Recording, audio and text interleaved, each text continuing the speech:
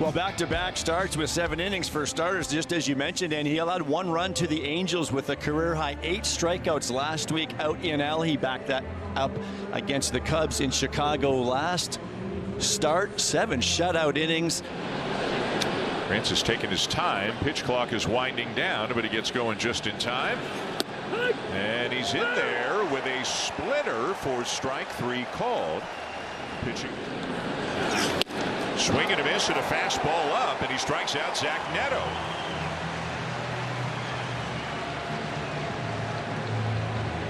The elevated fastball is always going to work at the top of the zone if you're consistent with the splitter down in the zone. He really let that one go. He gets good extension. He's a big guy, 6'5" out on that mound, and he can get down the mound. This is where the splitter plays because Pilar will chase. Francis struck out the side of the first inning in Chicago, and he has done it again here.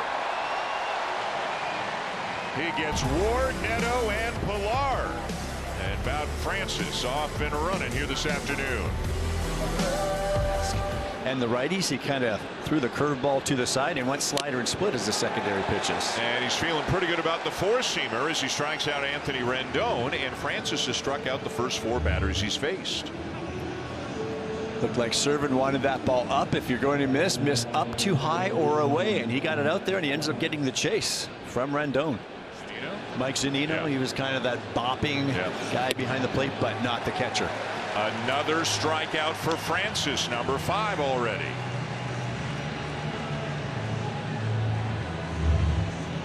There's that splitter grip. You see, he really spreads his fingers out to get the baseball in between his first 2 fingers and tries to almost get 1 finger on each side of those seams. Drury went 0 for 3 in last night's game. Little weak bouncer to the first base side of the mound. Francis the flip to Guerrero. And the side is retired. No runs, no hits, a couple left, but Francis gets out of it. Kevin Pillar's still here. That's a guy that could have been traded, but wasn't. And strike 3 called. Gets the call on the corner with the splitter. That's strikeout number 6.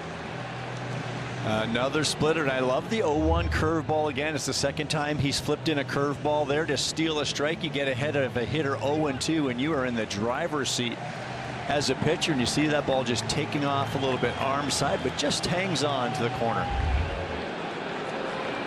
And a ground ball hit to short. To second one. Schneider on to first in time. Jimenez to Schneider to Guerrero for the double play. And it is 3 very good innings so far this afternoon for Bowden Francis on the heels of him winning American League Player of the Week.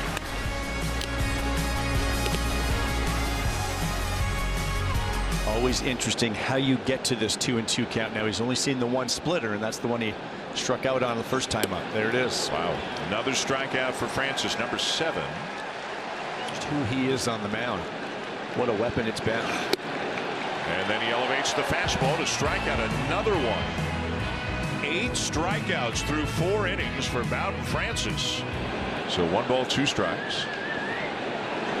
And that's strike 3 on the outside corner, and that's a career high 9th strikeout for Bowden Francis.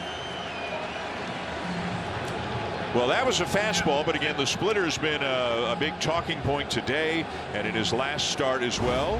Teach us a little bit about splitter grips. Well, similar yet so very different. I would look at Bowden Francis and Yariel Rodriguez as being very similar, the way they spread their fingers apart and get a finger on each side of each seam. Kevin Gausman's got his middle finger on the ball a little bit more. Bassett and Swanson, very different arm angles. Whether he's thinking splitter or he's just laid on the heater or a combination of both. Strikeout number 10. We don't see that pitch very often as a strikeout pitch. He just flipped that curveball in there as though it was an 0-0 pitch to a lefty, but clearly fooled the left-handed hitter. Froze him.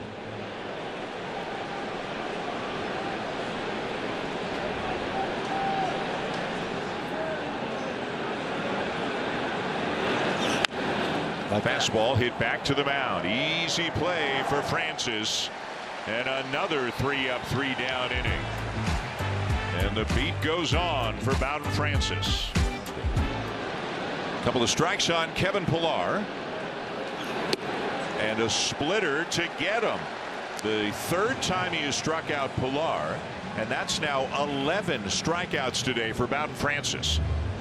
And again, it's about the sequencing. First pitch fastball, comes back with a little slider, and then now the splitter. There's that grip that we showed so many of earlier. Boy, 7 like this would be one heck of a start for Bowden Francis, to say the least. And there it is, another strikeout. That's number 12. Might be the last pitch of the day, who knows, nearing 100, but 7 hitless innings with 12 strikeouts today for Bowden Francis. Just starting the 8th. It's popped up. Jimenez is going out. He is called off by Loperfido. That's the first out here in the 8th inning. Everybody in the ballpark knows what's going on. A couple of strikes now. Listen to them get louder. Better than 34,000 today.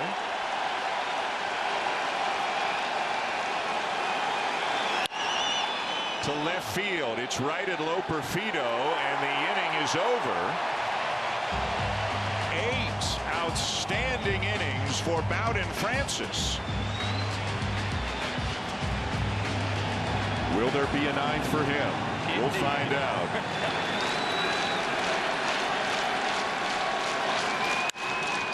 High drive, center field, deep.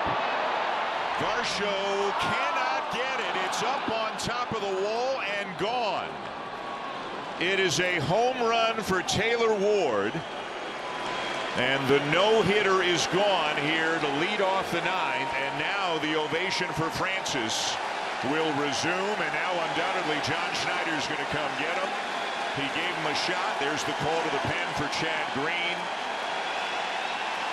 A standing O from his teammates as well. What an afternoon for Bowden Francis, and let's soak this in.